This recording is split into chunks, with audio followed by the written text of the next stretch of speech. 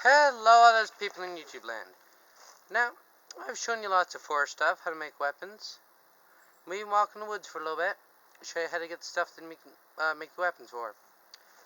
Well, what I haven't shown you is how to navigate through the woods. That's what we're going to do in this little series. Now, there's two main types of forests out there. There's marked path, meaning, as you see here, the clear distinction in between the forest and the ground. And there's usually a path that's going through it. Second type of forest, unmarked. And there's many different other types of forests out there, such as dead, alder, and all the other ones. But they usually fall in one of those two categories. Now, what can make a path? Deer. Deer are pretty good at making a path. Bears. Anywhere they go, you always see broken things. That's how trackers track them. And by their paw prints, which also makes a path or a trail. But these were made by people. So, today I'm going to show you how to not get lost in the marked trail path. Let's go. Alright. There's a few different ways so you don't get lost on a marked path. One way is most marked paths have flags on them. That is one way of traveling. Usually it's red or blue or yellow. But really are the most distinguishing colors among everything, because a lot of things in the forest aren't red, yellow, or blue. That is called flagging or tagging. We'll be talking about that in a little bit. Today I'm going to be teaching you the oldest form that I know of, called sticking. Or, as most of you know, Hansel and Gretel, leaving a trail of breadcrumbs. They didn't do it correctly. They got the trail right, they got the breadcrumbs wrong. So let's get going. First, all you're going to need, pick up some sticks. All you need, okay? Long sticks, short sticks. That's all you're going to need. Let's get going. Okay, now we got what we need. We got some sticks. So how do we do sticking? Well, it's pretty simple. Every time when you move down a new path, put a stick. I'll be showing you how to do that. Okay, here we are. We came from that path. We have three other paths we can take. That one, or we can take that one. Now, sticking works pretty good. That sticking, you can call it anything you want to. All you do is you break a stick, put it like that, make some kind of arrow, pointing where you came from. It's where Hansel and Gretel screwed up. They use things that things will eat and or move. Hardly anything's going to move this, okay? Squirrels are not going to pick this up and try to eat it. Bears, if they step on it, they're not going to move it. Deers aren't going to eat this. This is going to stay here for as long as time will permit. There's no end, won't blow away. The only thing that's going to move this is me, if I'm the only one in this forest. That signifies I went that way. Now, that's all you really need to do. You can make a little arrow, you can do a little stick, and there you go. Alright, let's get showing you how it works. Key to making a good mark is something you will never find in nature. 2 sticks laying on each other might be most common. 3 sticks, no way in hell. That is man-made. You can walk up the path. Now, marking paths can be determined by 3 things, and how they impact, what you're going against. There's minimal. Oh, never mind. Okay, another good way of marking paths, landmarks. All this stuff looks the same, okay? That's new. That is different. This is what you call a landmark. This way, if you see this, you know you're going the right way. Okay? Remember that. Landmarks. Looking for some things that are unusual to the eye, meaning that you will recognize them quickly so you will not get lost. Here we are at another 3-way. We came that way. Are we going to go that way or that way? So, before we go, make a mark. Not too hard, like I said. There you go. Now, if you think this is a little bit common, meaning you've seen more sticks that are 2 around, easy fix. 3 sticks. That's man-made. There's no way that can actually happen. That's just in case, you're a little bit scared and you want to make sure that you find a way back. Perfectly understandable. I'm going to go down this one. Here we are, another one. 3-way path. Came from that way. So, what do? Make a mark. Now, you just do this at every path that you meet, okay? When there's a decision, go left, right, or forward. Always make a little mark. 2 if you're alright. 3 if you want to be a little bit more careful. Now, when you're walking through the woods, some people are lax, some people are a little bit paranoid. Now, the number 1 rule of survival is you gotta deal with yourself, okay? Every day in the mirror, I look at myself and I say, I can deal with you, okay? 'Cause that's all you have when you're walking through the woods alone. You have yourself. How can you cope with that? Well, there's a few different ways. You can talk to yourself. Nothing wrong about that. You're talking to an intelligent person yourself. Some people like to make little puppets. Get around animals with them, live and or dead. Some people have companions, such as dogs. Other people have, they just talk to the trees or whatever. Whatever that you need to cope with is what you will use, so you don't get paranoid. The second thing you need to do is walk at a constant rate. Don't run, don't jog. Walk at a constant rate. It is easier to get lost if you walk faster than it is if you walk slower. If you walk slow, you will notice more things and you will get lost less easily. Thereby, needing this video, a little bit more, a little bit less, depending on what kind of hiker you are and your walking speed. Alright, now we're going downhill. Got 1 down. Then we have 2. 3, because we want to be careful. Point, make a little arrow, go that way. My throat sounds a little weird. It's because the humidity keeps going up and down where I am. I'm going down a hill, so we're going to put 1 at the top, and we're not going to put 1 at the bottom. And there's the top of the hill, there's the bottom, water. Water is an excellent landmark, okay? It always goes downhill for the most part, and it's always consistent. It always goes in the same place every time on a normal day except for floods or excess rain.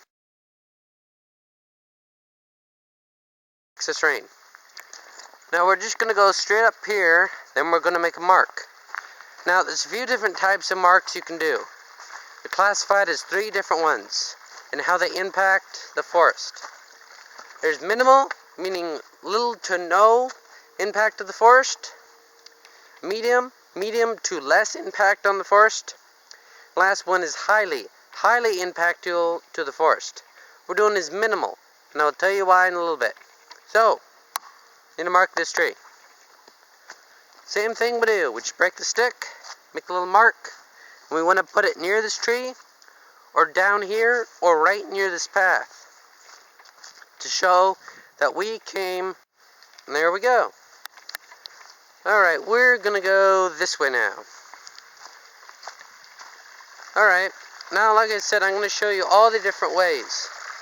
We use minimal. Why? Because it's minimally impacting to the wilderness. If we put down a stick, it's not going to, screw up the ecosystem. It's not really going to make any animal confused. And, for the most part, nothing's going to eat it. So we don't need to worry about waste. Alright, I'm going to sit down there. Alright, now I'm sitting down there. Darn humidity. Alright, I'm going to tell you all the different ways, all other ways that'll work, and why we choose sticking as the best way to do it. If you're saying, hey, there's a whole bunch of rocks around, why don't you use those? All the rocks look the same, okay? They're very hard to distinguish in between, and you'll be carrying a lot around extra weight. So, no rocks. Why aren't we using leaves? Come on, Philip. Look at all these leaves around here. They fall constantly. Why aren't we using these? Things eat these, okay? Deer walks around, munch, it's gone, and you're lost. Why don't I just drag my feet? The odds of you distinguishing you dragging your feet is stupid, and it's quite medium level harmful to the forest, because you're altering how it's set up, okay? The forest has been evolving for longer than you've been alive, okay?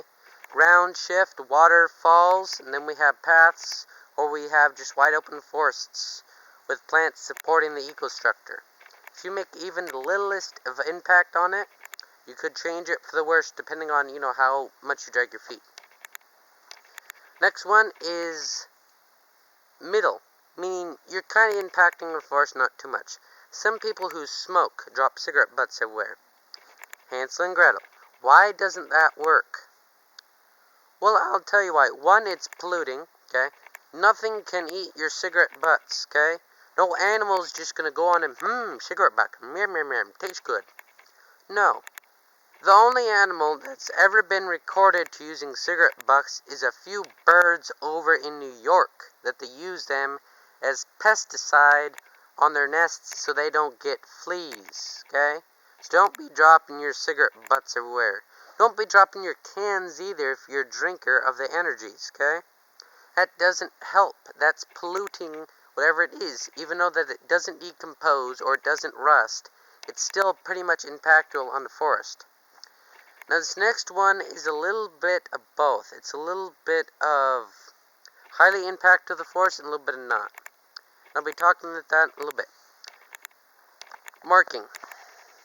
Marking is something that the loggers use when they're going through a brush, and they use spray.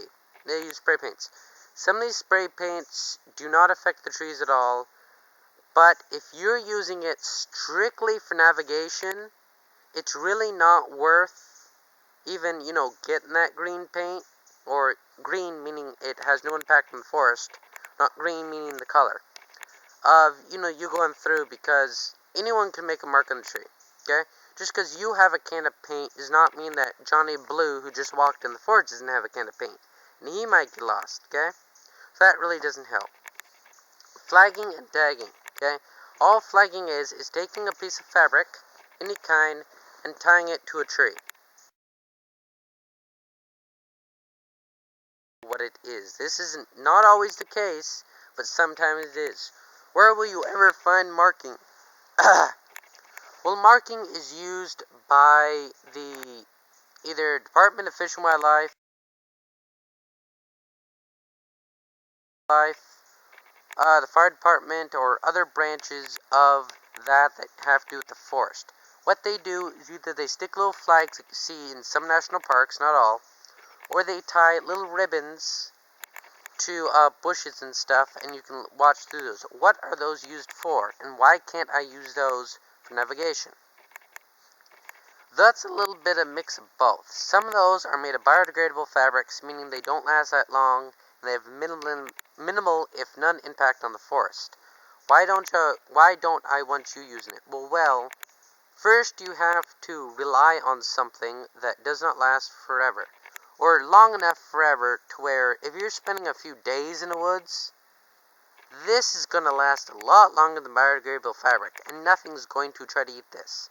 Something might try to eat that biodegradable fabric as much as you know, okay? And that's all I really have to say about that, is all the different types. Now, why use sticking? Because it's reliable, there's nearly an unlimited resources, and it's free. I don't need to buy a stick. Look, I have a stick. Look, sticks. I can break them real easy. I don't need special equipment. I don't need to risk something eating that and getting sick, because it's natural. And, that's how you not get lost. Now, I will be showing you many other different scenarios of how to get out of being lost. I will also be showing you how to make a map, or at least a primitive form of a map using a compass, and many other things. Okay, oh yeah, here we go. One of my favorite animals to see slithering around. Banana slug. This is one of the things, like I said, you can talk to. You can talk to yourself, talk to an animal. It does calm some people down. And don't think that you're being crazy just because you're talking to yourself and you're in the woods. Calm, sing, whatever. When I was in training, that's the thing that we learned, okay? You have to deal with you, not no one else. If you're walking through the woods by yourself, you got to deal with you, okay? If you want to talk to this little thing that can't hear a single word that you say, because they don't have ears, that's perfectly fine. Hey, Look, how you been? What you been doing? It's not going to answer you. You can talk to a stick or yourself, okay? Whatever you need to do with cope, okay? Everyone has their different coping mechanisms, and you should not be ridiculed for doing that, okay? You can sing through the forest. No one cares. The animals don't care. And it might be even a good thing. Hardly any animal is going to go toward you if it can hear you, okay? Hardly. There's a few that might try to investigate, but usually they're not doing too much. If you want to yell and scream, go ahead. You're in the woods. Have as much fun as you want, okay? You're on the hiking trip by yourself, and you're watching this video so you don't get lost, okay? If you want to listen to this video, go ahead. Just pay attention to where you're going. Go down the path, mark it. Don't just keep wandering. Oh, it's a straight path. I don't need to make a mark. You darn well do need to make a mark. Because if you're walking down that path and you don't see a mark, you might take the other one. Or the other one. Even though that's backtracking, which is the worst thing to do. So yeah, mark the path. Talk to something. If you want to listen to music, sure, I don't recommend it, okay? Another thing is, wilderness always has a sound, okay? Right now you can hear, listen. You can hear a few birds, you can hear the winds rustling. That is the most calming thing in the world. And it's natural. You don't need to pay for it, you don't need to charge it, it's overall free. Now, in more heavily populated forests, you'll hear lots of birds and everything. And as we walk out and use our marks to get out of here, I'll, try to show you a few of those and show you the benefits and the risks of using that. It's a little bit of a navigational thing, or, just kind of nice. I kind of like that noise. Just when I was about to leave. Look at that. Can you see him? There's a spider. Look, when I walk through the woods, little bugs follow me, and that's perfectly fine. Pick one of these, not going to hurt you. Okay? And when you're done, put them back where you find them. This slime is not bad for you. It's 50% water, 50% slime. There you go. It's gone. It also moisturizes your hands a little bit if you're kind of worried about that stuff. Well, I'm going to pack up, walk out. Alright, we're done with the little thing. There's water. Here's where it is. But we don't want to rely on our eyes, okay? Our eyes can lie to us. That's why we make marks, okay?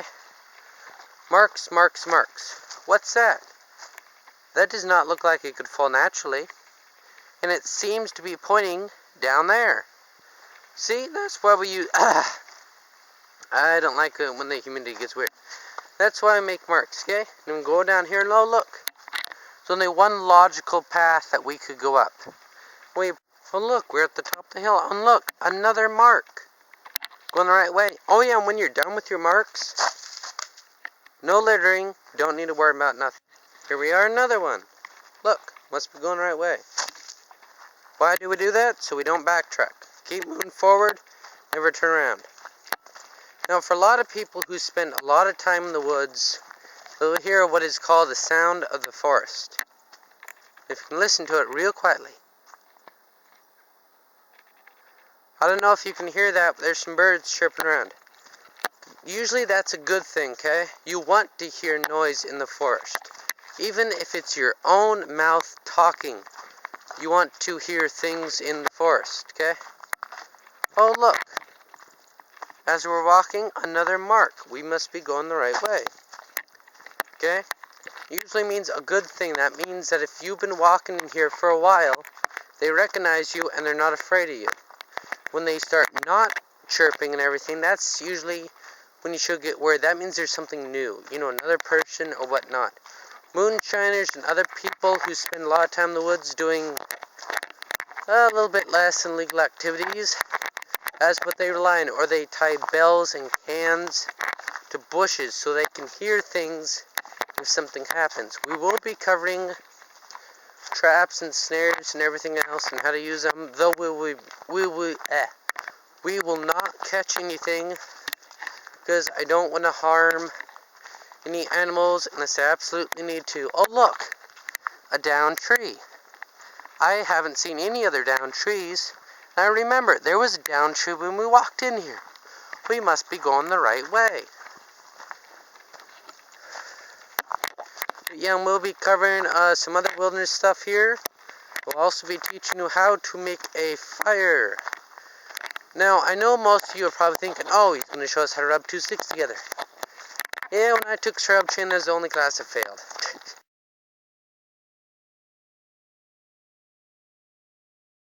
But what I will be showing you, oh look, another mark. What I will be showing you is a couple tools I use to make fires. Now, I don't recommend, setting fires wherever. That's why I'm going to teach you a skill. That does not mean you need to do it. Does not mean you need to practice it. It is a skill. You know it, and that is enough.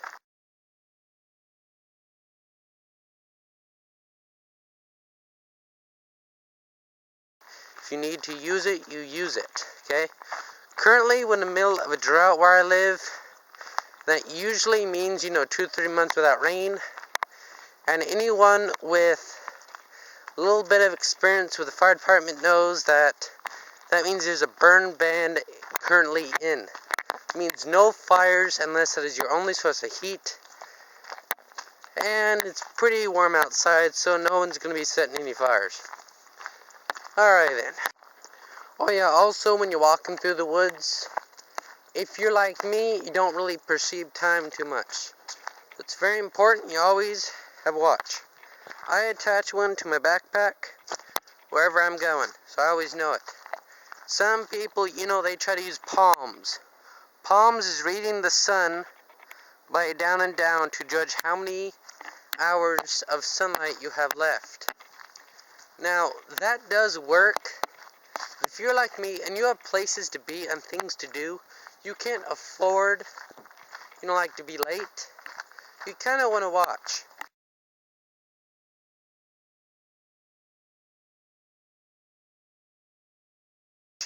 That's why you walk at a constant speed. Like we said, you know how much time you've been in here. You've been looking at your watch, and, so on and so forth. So you know what time it is, and you know how long you've been in the woods, okay? I don't want anyone getting lost in the woods. So, unless, actually, no, I'm going to show you, so yeah, palms. Sorry, I jump cut a little bit. I saw something, and kind of didn't want to scare it with the camera. But yeah, palms is one way of measuring time. I always keep a watch on me. Backpack, cheapo watch. These things will last for 4 to 5 years. Try to get the waterproof ones, because they seem to last even longer. But yeah, I will be showing you more skills. Like I said, snares, traps, fires, and everything else. Currently, we're in a burn ban. Can't remember if I said that or not. That means 2 or 3 months without rain, depending on your state or area. It may be less, it may be more. And that means that if I set a fire, I'm going to get in trouble. But if you are lost and you have no other way of getting attention, and you know for a fact it is a burn ban, that is a good way of getting attention yourself and getting saved. Now, I don't recommend starting fire in a burn ban because there's a reason why it's a burn ban. Everything's bone dry, and you could burn down the entire forest. So, it's kind of wishy-washy.